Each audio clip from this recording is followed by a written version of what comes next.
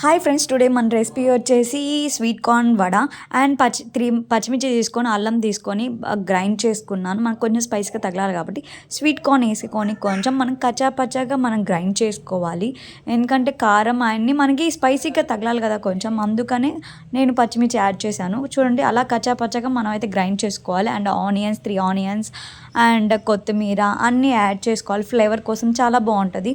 And కారం 2 spoons వేసుకున్నాను. కొంచెం స్పైసీగా ఉండాలి కదా, సాల్ట్ 1 స్పూను మన టేస్ట్ తగ్గట్లు. అండ్ ధనియా పౌడర్ కొంచెం యాడ్ చేసుకొని, గరం మసాలా ఉంటే కూడా గరం మసాలా యాడ్ చేసుకోవచ్చు. రైస్ పౌడర్ అండ్ శనగపిండి కూడా 2 స్పూన్స్ యాడ్ చేసుకోవాలి. చూసారు కదా ఫ్రెండ్స్, బాగా మిక్స్ చేసుకొని మనకైతే రౌండ్ బాల్ అయ్యేలాగా మనం చూసుకోవాలి. అలా అయితే మనకి బాగుంటుంది. కచ్చాపచ్చాగా ఉండాలి ఫ్రెండ్స్, బాగా స్మూత్ అయితే ఆయిల్ లాగేస్తుంది, మనకు అంత స్పైసీ మంచిగా అనిపించదు.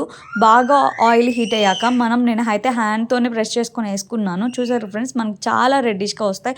సిమ్లో పెట్టుకొని మంచి కుక్ చేసుకోవాలి ఈ స్వీట్ కార్న్ వడని.